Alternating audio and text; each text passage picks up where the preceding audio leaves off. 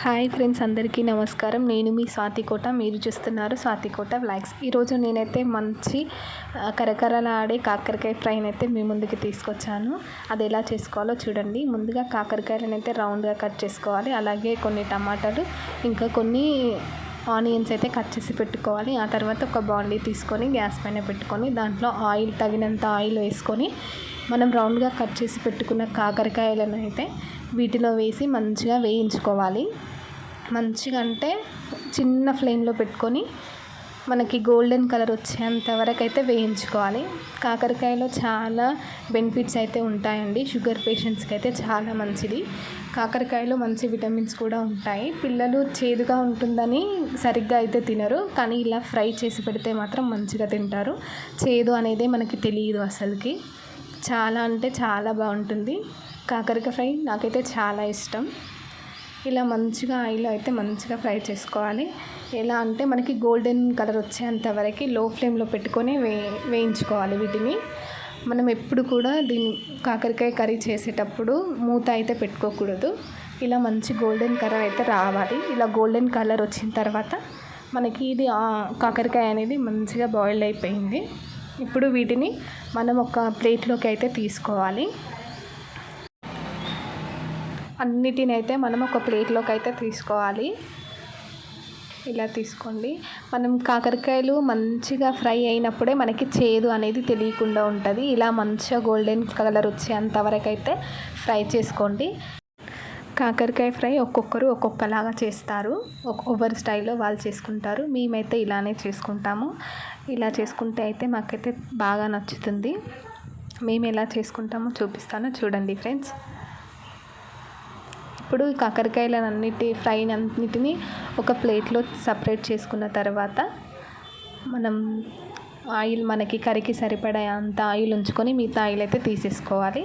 ఈ ఆయిల్లో మనం కొంచెం జీలకర్ర, కొంచెం ఆవాలు, ఇవన్నిటిని కొంచెం వేగిన తర్వాత వీటిలో మినపప్పు కూడా వేసుకోవాలి. మినపప్పు వేసుకుంటే మనకు టేస్ట్ చాలా మంచిగా వస్తుంది. నేను మినపప్పు కూడా వేసుకున్నాను. కొంతమంది వేస్తారు, కొంతమంది వేయరు. కాకపోతే మేమైతే వేసుకుంటాము. చూడండి. ఆ తర్వాత మంచిగా ఒకసారి అయితే కలుపుకోవాలి. ఈ మినపప్పు మంచిగా ఫ్రై అయిన తర్వాత దీంట్లో ఆనియన్స్ వేసుకోవాలి. ఉల్లిగడ్డ కట్ చేసి పెట్టుకున్నాం కదా ఇంతకుముందు, అదైతే ఇందులో యాడ్ చేస్తున్నాను. మంచిగా ఆనియన్ వేసిన తర్వాత మంచిగా కలుపుకోవాలి. ఇలాగా ఈ విధంగా ఆనియన్ కొంచెం ఫ్రై అయిన తర్వాత దీంట్లో మనం ఇప్పుడు వేసుకునే ఇంగ్రీడియంట్ ఏంటంటే కరివేపాకుని కూడా వేసుకొని మంచిగా అయితే కలుపుకోవాలి. ఆనియన్స్ మంచిగా ఫ్రై అయ్యేలాగా. పచ్చివాసన, మనం చేస్తున్నాం ఫ్రై కదా, అప్పుడు ఆనియన్ పచ్చివాసన అయితే పచ్చిగా అయితే ఉండకూడదు. మంచిగా ఆనియన్ అయితే ఫ్రై చేసుకోవాలి.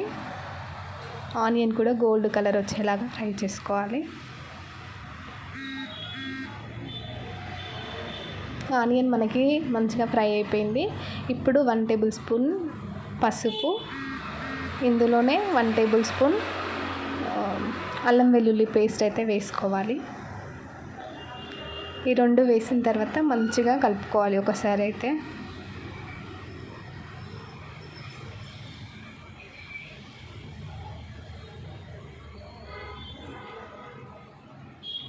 ఇలా కలుపుకున్న తర్వాత మంచిగా కొద్దిసేపు ఉడకనిచ్చుకోవాలి దీన్ని.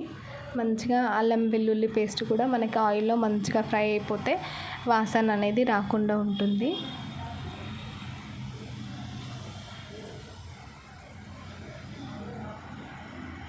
చూడండి, మంచిగా ఫ్రై అయితే అవుతుంది. ఇలా ఫ్రై అయిన తర్వాత దీంట్లో మనం ముందుగా కట్ చేసి పెట్టుకున్న టమాటోని అయితే యాడ్ చేసుకోవాలి. టమాటో అయితే వేసుకున్నాను.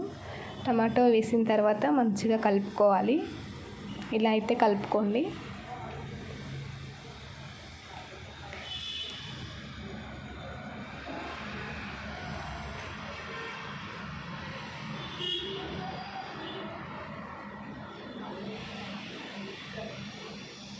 మంచిగా టమాటా కూడా మనకి మంచిగా బాయిల్ అయితే అవుతుంది. టమాటా బాయిల్ అయిన తర్వాత దీంట్లో మన క్వాంటిటీకి తగ్గట్టుగా మనం కారం అయితే వేసుకోవాలి. నేనైతే 1 టేబుల్ స్పూన్ వేసుకున్నాను. మీకు ఎంత క్వాంటిటీలో చేసుకుంటారో దాన్ని బట్టి కారం ఉప్పు అనేది వేసుకోండి. నేనైతే 1 టేబుల్ స్పూన్ కారం, 1 టేబుల్ స్పూన్ సాల్ట్ అనేది అయితే వేసుకున్నాను. ఆ తర్వాత మనం ముందుగా ఫ్రై చేసి పెట్టుకున్న కాకరకాయలను అయితే ఇందులో వేసుకోవాలి. వేస్తున్నాను చూడండి. ఇలా వేసుకున్నప్పుడు మనం ఇప్పుడు కారం ఉప్పు వేసుకున్నాం కదా, అవన్నీ కాకరకాయలకి మంచిగా పట్టుకునేలాగా మంచిగా అయితే కలుపుకోవాలి. ఈ విధంగా ఇలా చేసుకుంటే మన కాకరకాయ ఫ్రై తొందరగా అయిపోతుందండి. టేస్ట్ కూడా చాలా బాగుంటుంది. చేదు అనేది అస్సలు ఉండదు. చాలా బాగుంటుంది. పిల్లలకి ఇలా చేసి పెట్టండి, మంచిగా తింటారు. మనం కాకరకాయలని వీక్లీ 1 టైం అయినా తీసుకోవాలి. చాలా ప్రోటీన్స్ అయితే ఉంటాయి ఇందులో. ఈ విధంగా అయితే మంచిగా కలిపి పెట్టుకోండి. మనకి ఇది 3-4 డేస్ నిల్వ కూడా ఉంటుంది.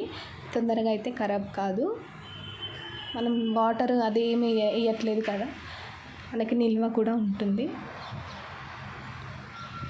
ఇలా మంచిగా కలుపుకున్న తర్వాత దీంట్లో ధనియాల పొడి ఇంకా కొంచెం మసాలా అయితే వేసుకోవాలి.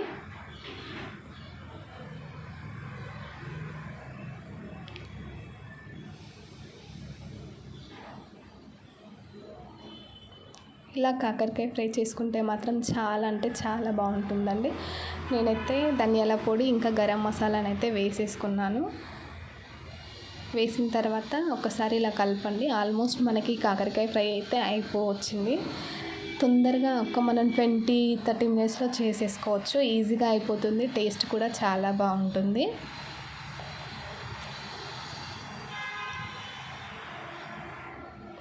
ఫైనల్గా అయితే మనం దీంట్లో కొత్తిమీర వేసుకోవాలి. కొత్తిమీర కూడా చిన్నగా కట్ చేసి పెట్టుకోవాలి. లాస్ట్ అయితే నేను కొత్తిమీరను యాడ్ చేస్తున్నాను చూడండి. కొత్తిమీర కూడా యాడ్ చేసేసా. స్మెల్ అయితే చాలా అంటే చాలా బాగా వస్తుంది. నోరు ఊరిపోతుంది చూస్తుంటేనే.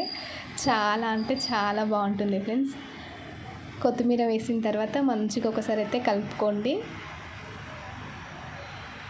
వేడి వేడి అన్నంలో వేసుకొని తినాలి కానీ కాకరకాయ ఫ్రై సూపర్ అంటే సూపర్ ఉంటుంది. ఓకే ఫ్రెండ్స్, కాకరకాయ ఫ్రై అయితే రెడీ అయిపోయింది. మా వీడియో మీకు నచ్చినట్లయితే లైక్, షేర్, సబ్స్క్రైబ్ చేయండి. ఇలాంటి మరిన్ని వీడియోలతో మీ ముందుకు వస్తాను. Thank you friends.